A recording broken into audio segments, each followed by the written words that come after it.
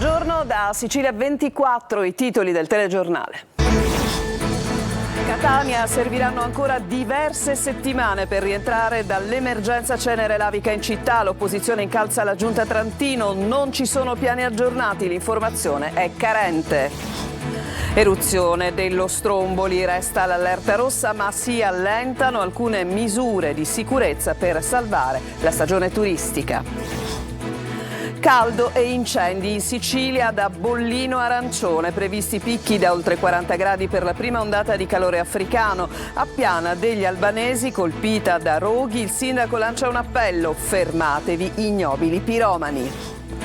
La crisi idrica si guasta l'acquedotto dell'Ancipa e molti comuni del centro Sicilia sono senza acqua. Il piano di interventi in emergenza della regione avviato solo per la metà. Schifani chiede la collaborazione di tutti. Catania, testano una pistola sparando in strada, 4 arresti, la polizia sequestra armi e bossoli, la svolta nelle indagini grazie a un video e alla segnalazione di un residente.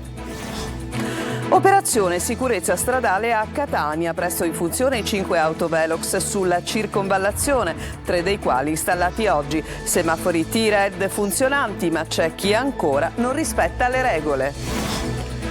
Messina, lo stadio trasformato in una discoteca anni 90 per il concerto di Max Pezzali. Quasi 30.000 persone riportate indietro nel tempo in uno spettacolo da vivere e cantare. Calcio, il Palermo presenta le nuove maglie a New York, mentre la squadra prosegue il ritiro a Livigno. A Catania in arrivo 3 nuovi rinforzi da Andrea, Verna e Di Tacchio.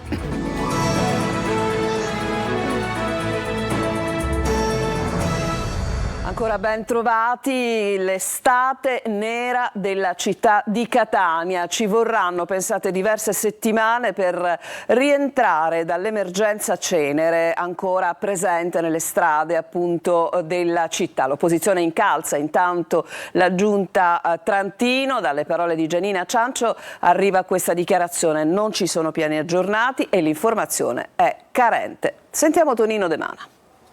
Prima l'emergenza rifiuti, ora la sabbia vulcanica e per Catania è un'estate nera, nera come la cenere che ricopre ogni cosa, strade, piazze, marciapiedi e monumenti. Ci vorranno diverse settimane per tornare alla normalità, con la speranza che madre natura, in questo caso l'Etna, non sbuffi ancora. Se è vero che le isole ecologiche di Picanello e Trappeto Nord lavorano a pieno regime, è altrettanto vero che la città è ancora sommersa di cenere. Queste le condizioni del lungomare e della pista ciclabile che in alcuni punti presenta pericolose dune. Grip test, allora abbiamo fatto per un grip test, ma è veramente scivoloso. Ma un pochettino sì, mi sono scivolato io la prima notte perché lavorando a Catania, la pista però secondo me dovrebbe essere pulita come le strade. Ho fatto piano piano e ho preso la terra di botto e sto arrivando a per terra. Si scivola se non stai attento, sì. Lei ha un passo diverso rispetto al solito, perché? E a causa della cenere devo stare più attento, quindi cammino un po' più moderatamente. L'opposizione incalza la giunta Trantino, a farsi portavoce è Gianina Ciancio. Non abbiamo un piano cittadino aggiornato che ci aiuti a gestire la mole di cenere che arriva in città. L'informazione è stata carente, è avvenuta soltanto tramite social, perché in Consiglio Comunale, se non fosse per qualche sollecitazione da parte dell'opposizione, non avremmo saputo nulla né sull'emergenza rifiuti né sull'emergenza cenere. Supereco e Gema lavorano a ritmo ininterrotto per cercare di recuperare il terreno perduto, ma le difficoltà continuano ad essere sotto gli occhi di tutti e non mancano le polemiche, visto che molti hanno segnalato l'approssimativa pulizia dell'area sportiva di Piazza Nettuno. Certo che è pericoloso, ma non solo per noi che giochiamo qua a basket, ma per la città intera, per chiunque si mette in movimento, ecco. Basta guardarsi attorno per avere amare conferme. Ma ci sono rischi per la salute a causa dell'inalazione della cenere vulcanica? Oggi nel nostro focus Lorena Dolci lo chiederà a 3 esperti: Rosa Lofaro, specialista in igiene e medicina preventiva dell'ASP di Catania, Claudia Crimi, pneumologa dell'ospedale San Marco, e Filippo Marano, oculista dell'ospedale Cannizzaro. L'appuntamento è alle 14.30 su Telecolor, in streaming sulla siciliaweb.it. Vi ricordo che potete mandare anche le vostre domande alla nostra linea WhatsApp 342 74 55 005. E passiamo a un altro vulcano, Stromboli. Ci sono primi effetti del sopralluogo del ministro Musumeci e del capo della Protezione Civile appunto sull'isola, avvenuto ieri. Da oggi c'è l'allentamento di alcune misure di sicurezza proprio per cercare di salvare al meglio la stagione turistica, con piena soddisfazione per questo provvedimento di Federalberghi. Emanuela Corsi. Si allentano le misure nell'isola di Stromboli per turisti e visitatori a fronte della stabilizzazione dell'attività eruttiva, nonostante permanga l'allerta rossa. Il sindaco Gullo ha emanato un'ordinanza che permette la scalata fino all'osservatorio a 100 metri di altitudine per osservare più da vicino l'attività eruttiva in atto e di raggiungere Punta del Corvo a 90 metri, senza però allontanarsi dai sentieri di salita del cratere. Si è inoltre in attesa di un'altra ordinanza che contingenti lo sbarco delle mini crociere, il cui accesso all'isola era stato interrotto con un provvedimento del 4 luglio a causa dell'attività esplosiva del vulcano. Il provvedimento segue la riunione alla presenza del ministro Musumeci e del capo della Protezione Civile Curcio. Soddisfazione da parte del presidente di Federalberghi Isole Eolie. Da Stromboli finalmente abbiamo notizie positive, siamo ottimisti, abbiamo chiesto che la comunicazione venga effettuata sempre in maniera regolare sull'isola, perché si tratta di un vulcano attivo che va vissuto con consapevolezza, quindi con il privilegio di poterlo visitare, ma anche con l'attenzione che è necessario avere su quello che è un vulcano attivo. Del Bono, nel corso dell'incontro, aveva chiesto l'attivazione di strumenti a supporto dell'economia locale qualora non si fosse stati nelle condizioni di allentare le misure di allerta. E quella che stiamo vivendo in questi giorni è la più intensa ondata di calore del 2024. Previsti nei prossimi giorni anche picchi oltre i 40 gradi nelle zone interne dell'isola e da oggi è bollino arancione per il rischio incendi che ha già colpito la zona di Piana degli Albanesi. Ma sentiamo Eva Spampinato. È l'ondata di calore più lunga del 2024 e in Sicilia non mollerà la presa almeno per i prossimi 10 giorni.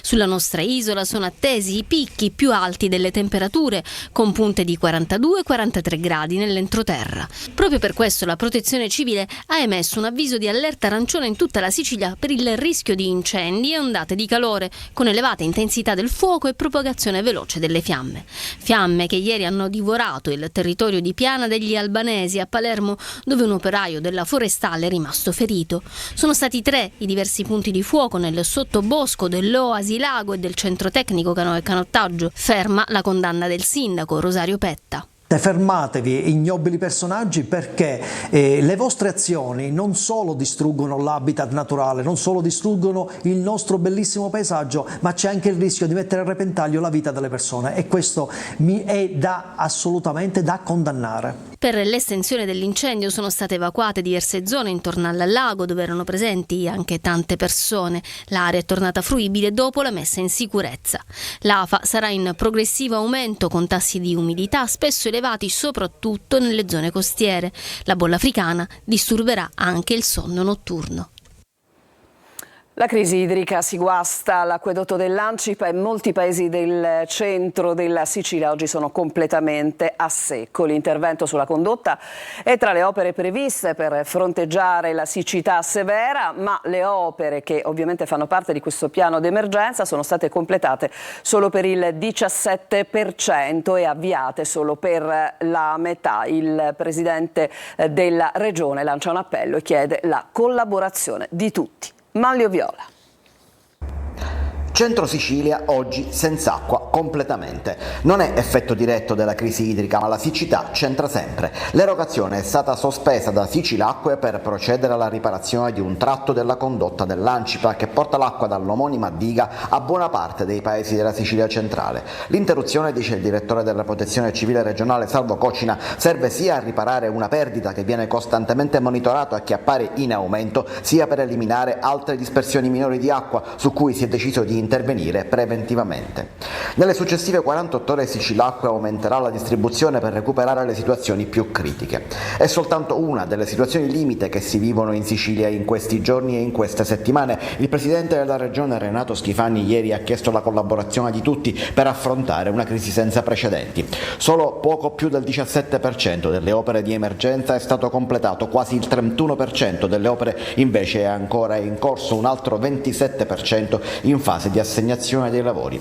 Questo ha permesso però, a meno di un mese dall'approvazione del piano straordinario da parte del Dipartimento Nazionale della Protezione Civile, il recupero in termini di litri al secondo già del 50% dell'apporto aggiuntivo previsto dal piano.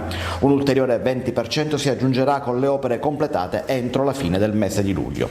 Con l'approvazione dei fondi CIPES di ieri sera, inoltre, la Sicilia può disporre di altre 90 milioni per la riattivazione dei dissalatori fissi di Gela, Trapani e Porto Empedocle. E Schifani lancia un appello: chiedo a tutti il massimo della mobilitazione e un proficuo spirito di squadra. È una scommessa che dobbiamo vincere a livello nazionale, dice il Presidente della Regione.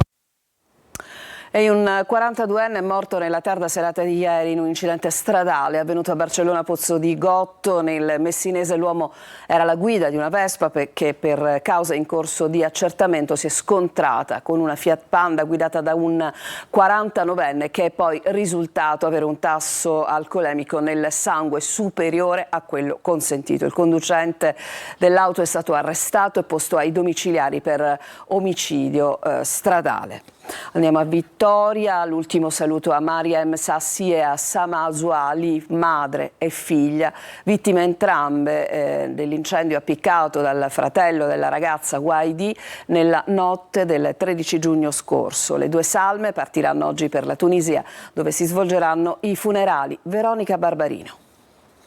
Un breve ultimo saluto con una preghiera collettiva recitata dalla comunità islamica alla presenza dei concittadini presso il cimitero di Vittoria a Mariam Sassi e a Sama Zawali, madre e figlia di 55 e 34 anni, vittime entrambe dell'incendio appiccato dal fratello Waidi nella notte del 13 giugno scorso. Uomini e donne separati e lontani come la religione vuole, presenti anche la figlia e sorella scampata al folle gesto, la preside e alcuni compagni di classe di Sama. E lutto cittadino a Vittoria.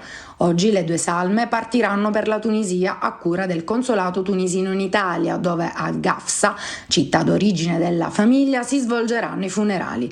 Intanto migliorano le condizioni dei due familiari rimasti feriti, il padre Kamel, 57 anni, e la sorella minore Omaima. Non sarà facile per la famiglia Zawali tornare alla normalità, le conseguenze delle ustioni sono devastanti e la degenza e il percorso di cura sarà lungo e costellato da interventi chirurgici.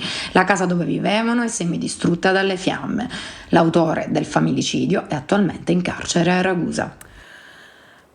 Testano una pistola col silenziatore sparando in strada. 4 gli arresti a Catania, la polizia ha sequestrato armi e bossoli. La svolta alle indagini è venuta grazie a un video, ma soprattutto alla segnalazione di un residente. Angelo Gagliano.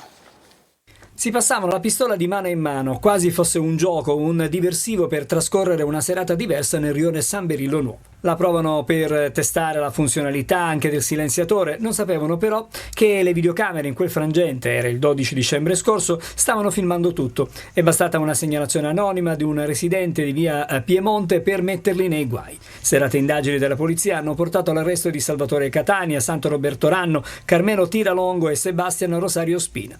Nei loro confronti la squadra mobile ha eseguito un'ordinanza di custodia cautelare agli arresti domiciliari che ipotizza a vario titolo i reati di ricettazione, esplosione in luogo abitato, di colpi d'arma da fuoco e violazione della sorveglianza speciale. Nella strada, tra la vegetazione, vicino ad un muretto, gli agenti dei Falchi hanno rinvenuto una pistola semiautomatica con una matricola a brasa, con il caricatore, priva di cartucce, e con il silenziatore inserito. A pochi metri di distanza sono stati trovati anche diversi bossoli, oggetto ora di approfondimenti investigativi. E adesso ci fermiamo, c'è una pausa, ritorniamo tra poco, vi porteremo al boschetto della Playa per il fallimento purtroppo del progetto di riforestazione. A tra poco.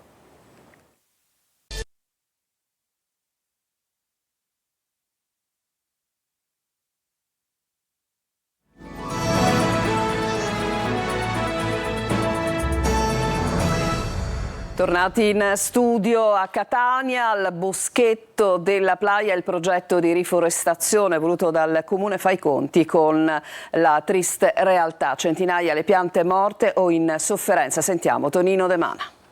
Questa è una conifera, chiaramente è morta e come gran parte delle piante sono in sofferenza. Ecco quel che resta del progetto di riforestazione del boschetto della Playa, un tempo oasi per catanesi turisti, oggi declassato ad un'area semidesertica dove in parte la vegetazione incolta anche qui prende il sopravvento e lo fa anche ricoprendo le tante piante messe a dimora per rigenerare il boschetto.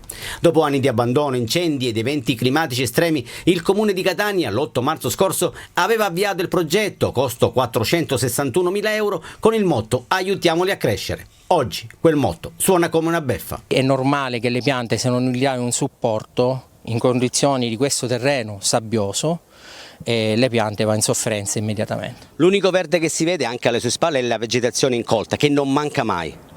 Sì, c'è dell'arundo, c'è del glicine, ci sono vari infestanti del rovo, dove paradossalmente in queste condizioni creano delle condizioni di ombra che possono aiutare la pianta. Chiaramente andiamo a vedere una pianta al sole in una condizione magari qua di suolo riportato, la pianta è andata subito in sofferenza ed è morta. Non le manda a dire Graziano Bonaccorsi? Vogliamo capire l'amministrazione cosa vuole fare, perché dopo che abbiamo speso 460.000 euro di fondi comunitari non possiamo immaginare di lasciare così le cose. Per esempio un caso eclatante dove si sta consumando una vera tragedia, mettiamola così, ecologica, è alla Spina Verde Librino, cioè lì non troviamo macchie di leopardo, lì sono morte praticamente tutte. Quasi 6.000 specie arboree messe a dimora, più della metà morte o in sofferenza, e il caldo torrido della lunga estate siciliana potrebbe dare il colpo di grazia. Adesso noi restiamo a Catania. Questa mattina il completamento dell'installazione degli autovelox, 2 erano già stati installati, altri 3 questa mattina, a breve saranno funzionanti. Funzionano appunto i semafori T-Rex, ma ci sono ancora persone che non rispettano le regole. Emanuela Corsi. Operazione sicurezza a Catania sulla circonvallazione, dove sono stati installati altri 3 autovelox per ridurre la velocità degli automobilisti su una delle arterie più trafficate e a tratti pericolosa della città. Aspettiamo l'attivazione per completare piccoli dettagli quale la segnaletica e altre cose per poter poi iniziare le procedure per la verbalizzazione per i veicoli che oltrepassano i 50 km/h. I rilevatori di velocità si aggiungono agli altri 2 installati nei mesi scorsi. Posso dire che già con i primi 2 autovelox installati ho visto che la gente sta iniziando ad imparare che nella circonvallazione è più importante la sicurezza e non più la velocità. Assieme ai 5 autovelox che verranno attivati a breve, sono già attivi 3 semafori T-Red posti in prossimità di altrettanti attraversamenti pedonali per sanzionare gli automobilisti che non si fermano quando scatta il rosso o l'arancione. È giusto pensare alla sicurezza, soprattutto in questo tratto qui di fronte all'università. Gli autovelox aiutano, speriamo che la gente capisca che ci sono le strisce pedonali e le persone potrebbero essere in pericolo. Speriamo che non succedano più le cose che sono successe in passato, diciamo. Purtroppo, come vi mostriamo in questa ripresa all'altezza della cittadella universitaria, non manca chi si ostina a non rispettare il codice della strada e, incurante del rosso, di multe e sanzioni, continua la sua corsa mentre un pedone sta attraversando la strada. Jan Rose è il primo uomo ad attraversare lo stretto di Messina su una fune larga 1,9 centimetri e tesa per oltre 3,6 km, oltre 200 metri di altezza. La traversata, denominata Messina Crossing, è partita dal pilone di Santa Strada Villa San Giovanni e si è conclusa dopo quasi 3 ore sul pilone di Torrefaro a Capo Peloro. L'impresa però non può essere inserita nel Guinness dei primati. L'atleta ha effettivamente superato il record del mondo, ma è caduto prima dell'arrivo, quando mancavano circa 80 metri per poi riprendere la prova portandola a conclusione, ma il regolamento prevede che sia compiuto un percorso netto fino al termine. L'atleta ha già annunciato che ci riproverà nei prossimi giorni.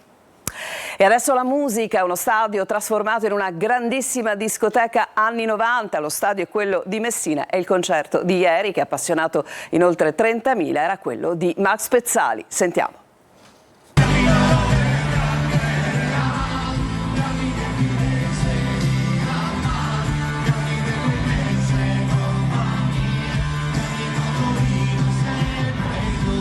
Una una macchina del tempo per tornare indietro agli anni 90, celebrandoli, riassaporando per un paio d'ore quell'atmosfera. Erano quasi il 30.000 alla festa di Max Pezzali allo stadio Franco Scogli ed in molti hanno perso la voce cantando sotto il palco e sugli spalti quelle canzoni con cui sono cresciuti. Una festa, un karaoke, anche di emozioni.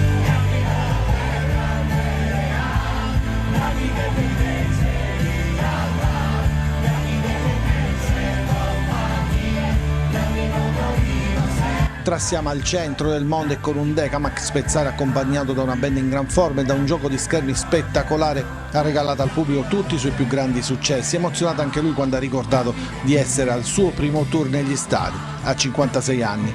E quindi la regola dell'amico, come mai, una canzone d'amore, hanno ucciso l'uomo ragno, gli anni, nord, sud, ovest, est e poi il grazie mille rivolto ad una Messina, alla Sicilia, che anche stavolta ha risposto presente con il prato del Franco Scoglio trasformato in una discoteca anni 90 appunto.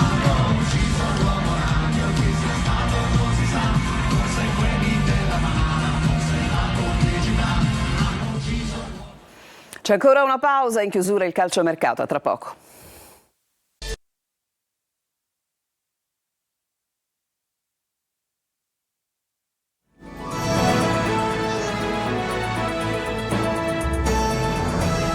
Il calcio in chiusura, il Palermo viaggia verso la prossima stagione. Ieri presentazione delle maglie a New York, mentre prosegue il ritiro a Livigno. Marco Gullà.